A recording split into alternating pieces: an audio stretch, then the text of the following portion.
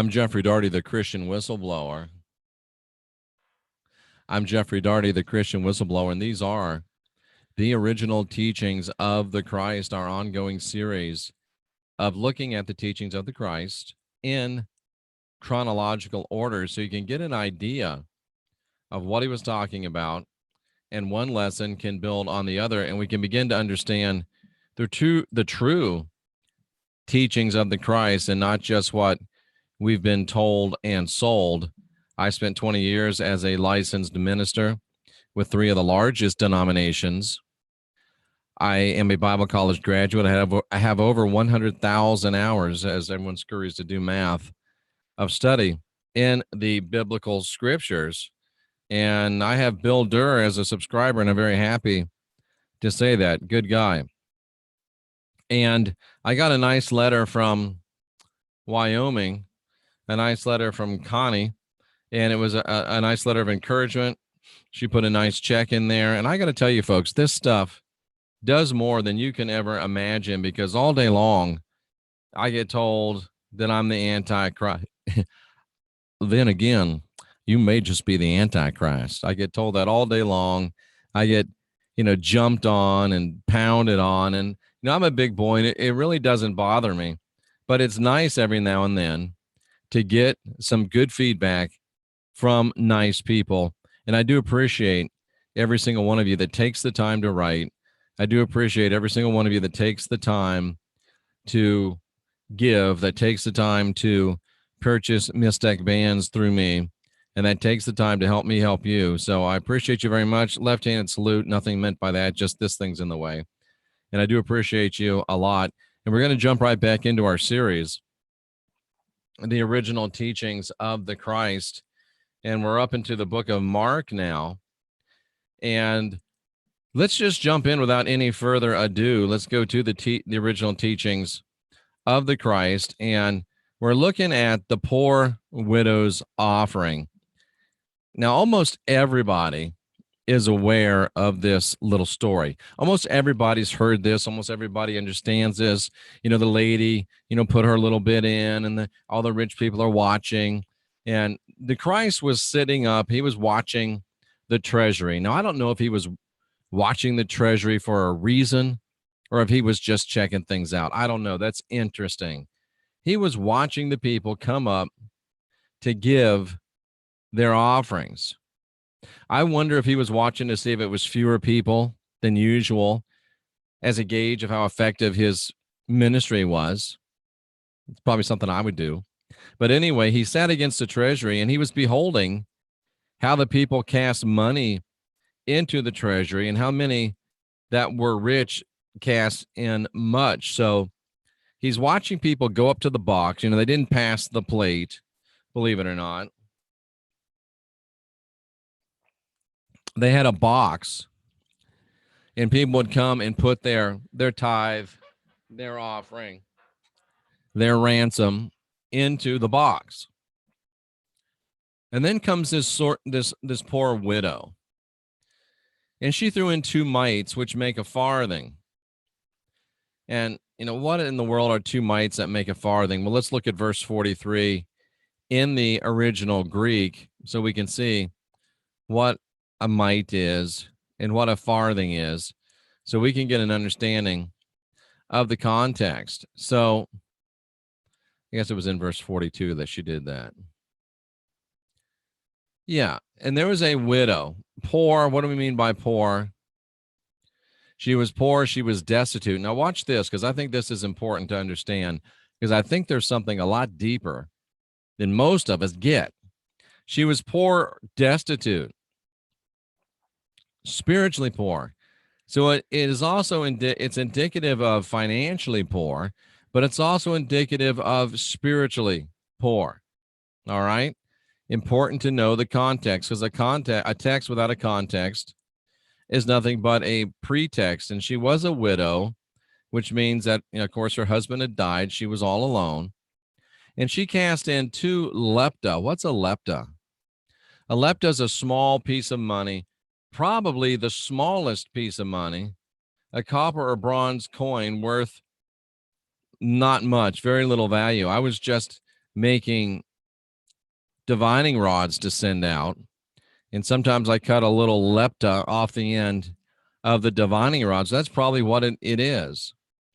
Just a little tiny piece of copper that really wasn't worth that much. So she put in 2 leptas, and 2 leptons will add up to a chondrontes. And what's a chondrontes? A chondrontes is the smallest Roman coin. So a couple of little bitty pieces of copper that would add up to the smallest coin that there is. So bottom line, she wasn't given very much. But of all the people that were throwing in money and all the people that were given money, the Christ took note of her. And the Christ said to his disciples, hey, check this out, guys. Check this lady out. And he said, this poor widow has cast in more than all of those casting into the treasury. The Christ said to them, listen, guys, this lady who put in these 2 little bitty coins, she has given more than any of these other guys have given, even these rich people. And the Christ says in verse 44, 4, they did cast in of their abundance, but she cast in all that she had, even all her living. I want to look at verse 44, even all her living. Now, does it mean that she gave all of her money? Yeah, but I think it may mean even more than that. I'm hoping it's backed up by the scripture and not just my blink. But she cast in all of her beyond, which is her manner of life, her livelihood, her physical life, her earthly life, her entire life. And I think that my blink is being validated here, because this lady cast in not only all of her money, but she threw in her entire life as well. And I think the lesson of this verse, the lesson of this passage is this. The lesson is that, yes, it was important that she gave all the money she had. That showed a level of devotion, but to keep it just focused on the money is to miss the real point. Because all these other dudes and dudettes, all these other rich people, all these other people with money, they were, casting in some money that was rather insignificant to them. It didn't cost them anything. But not only, ladies and gentlemen, were they casting in money that didn't really cost them anything financially, but they were only giving the parts in as much of their lives as not to make them uncomfortable. They were religious people, but they were not spiritual people. Do you follow what I'm saying? They were giving of themselves in the exact proportion of which they were giving financially. And you might want to pull your toes back, because I'm about to step on your toes. I think Avery can handle it, and Bill can handle it. Ellen can handle it, but you might want to pull in your toes, because she was sold out the whole route. Most people just want to dabble, little dibble, little dabble, little dooba dabble, dooble do ya. Most people just want a little bit of this, a little bit of that. I used to do that. Oh yeah, I'm spiritual now.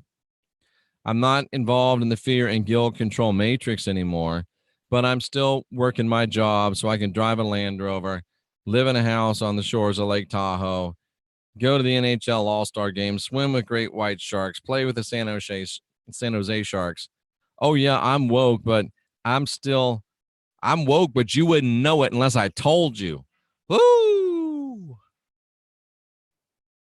How many of you are woke to the extent that wouldn't nobody know you was woke unless you told them? Sterling can handle it. How many of you are so woke that no one would know you're woke unless you told them? But that's none of my business.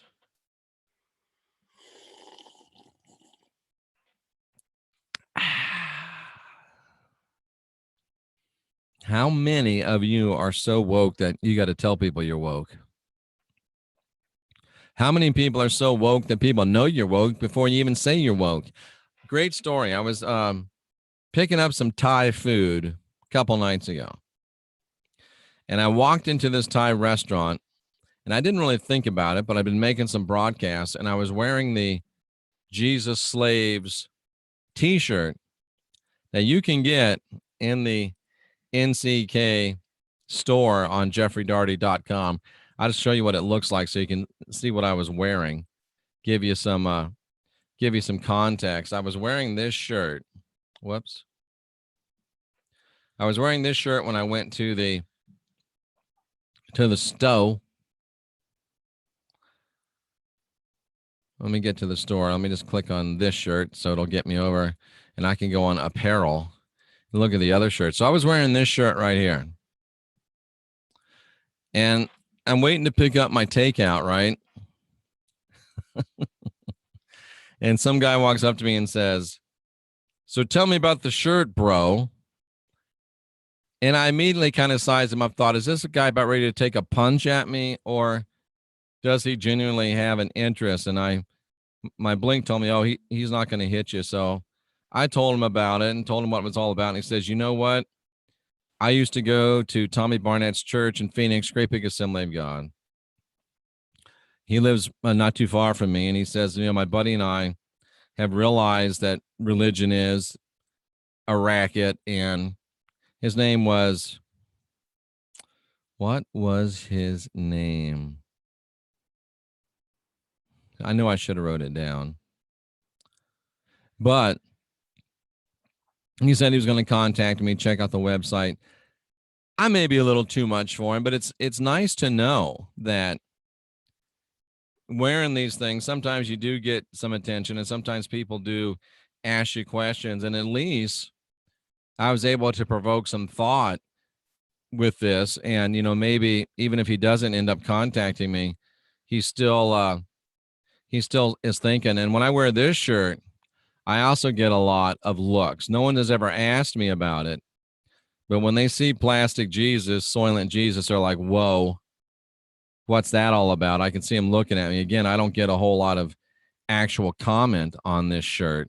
But while we're here, if you do want to help yourself, and if you do want to help this work, just click on this Mistech logo, find out about the Mistech bands and what they do for you. And you can order right here. Remember, if you don't see this screen right here, then you haven't ordered through me. You haven't saved 20%. So make sure that you see this. And many of you are using this just for donations. You're not getting Mistech. I appreciate that. Some of you are even making it a monthly donation. I appreciate that as well. But I saw that, and it provoked some thought in this guy. And that's one of the things that happens when you're unconsciously living this life. And I didn't put on the shirt to go out and show off. I just put on the shirt because it's who I am and what I do. And now that I'm at the place where I'm at the place, I feel like I'm more like that widow, not because I sold the Land Rover, not because I got out of the house on Lake Tahoe, not because I don't make high six figures of money every year, not because that I gave a lot of money and gave up a lot of money. It's more because I've given my whole life to this. I mean, think about it. 8 years ago now, I guess, Land Rover, Lake Tahoe shores, high six figures, Rolexes, the whole 9 yards. Today, mobile home, pretty nice. I'm fixing to get a different car, but it's still a 2003 car. No Rolexes. I don't wear watches anymore. And this is what I do. I'm sold out the whole route. So the widow was notable not because she gave all of her money, even though that is commendable. The widow was notable because her whole life was vested in the Christ. Not only was she giving all her her money to live, she had given her whole life. That's the real spiritual key. That's the real lesson of the verse. The verse really isn't about money. The verse really is not about money. Ellen and I both studied for years at the Shepherd's Chapel with Pastor Murray, says April C. We both love your work. Thank you so much. The verse really isn't about money. The verse is about giving your whole life to this thing. The guys that were given money, a lot of money, they're still going to a job, building somebody else's dream, and spending the little bit of money they get. Even if you're making, I was making high six figures, but I was still building Mr. Marriott's dream, not mine. Even though I got a really good commission, I wasn't getting a commensurate portion. The last year that I was with Marriott, I was responsible for, there's a football over there that says it, like $4.2 million. Yeah, I got 10% of that, which I was very thankful to get, but that's not commensurate with what Mr. Marriott was making. So even though it looked like I was doing well, I was still building Mr. Marriott's dream. Mr. Marriott's a nice guy. But I decided I wanted to build my dream. So instead of working 12, 13, 14 hours a day for Mr. Marriott, now I'm working 15, 16, 17, 18 hours a day for you and for the Christ. There you go. So most of you are still building somebody else's dream and not fulfilling your basic purpose. So every now and then I got to step on your toes to ask you, how long are you going to continue to build the man's dream? How long are you going to continue to be like those other people? And when will you become like the widow woman that puts her whole life into this life?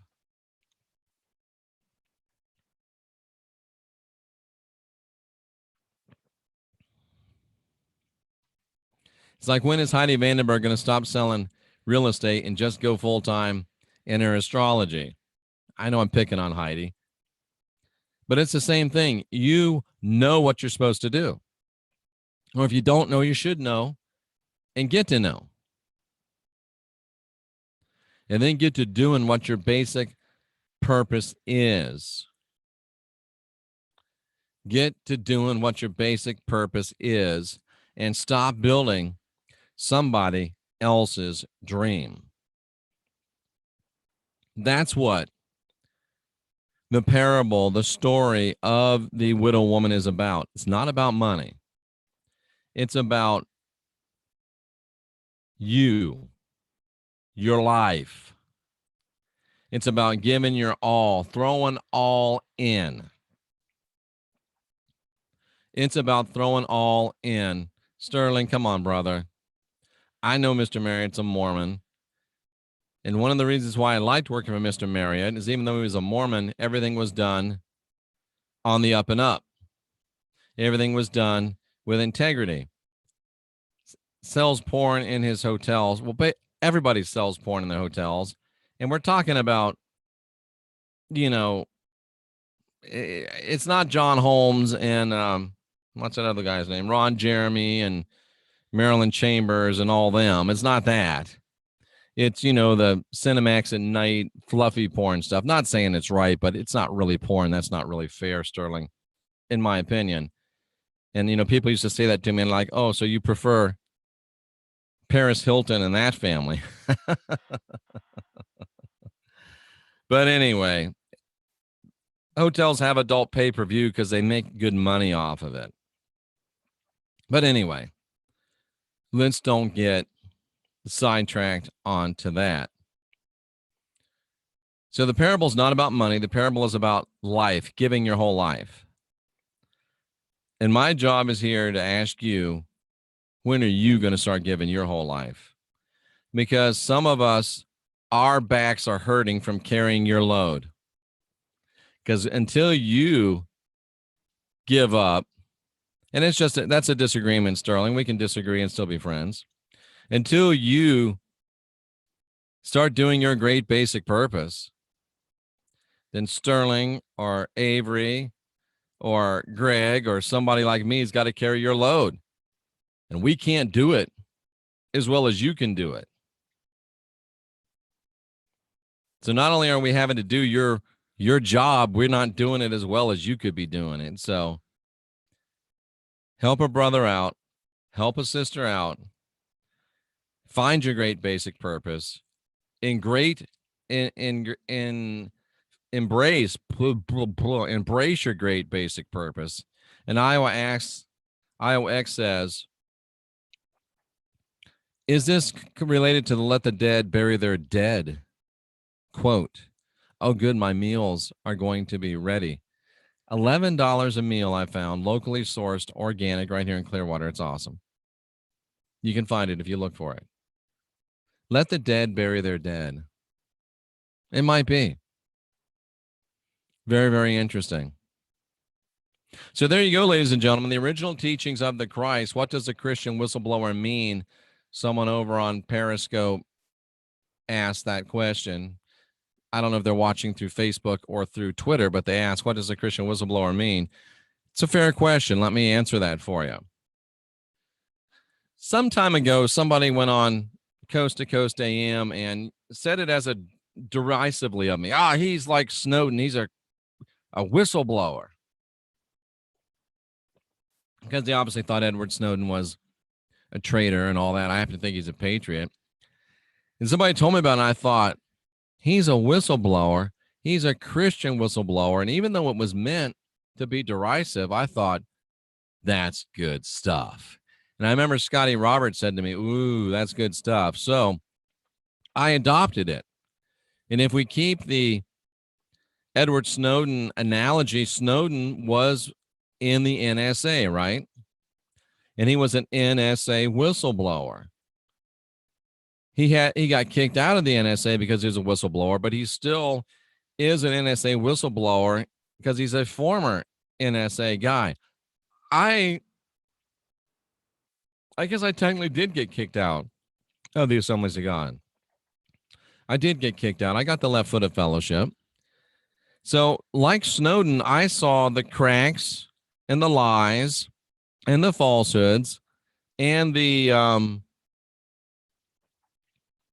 fear and guilt control matrix, and I started exposing it. So I am the Christian whistleblower, not in the sense that I'm a Christian who's whistleblowing about various stuff, but in the sense that I am a former Christian whistleblowing on Christianity. So that's how I'm the Christian whistleblower. That's what the Christian whistleblower means. Good question. Fair question. And my question is for you, now that you have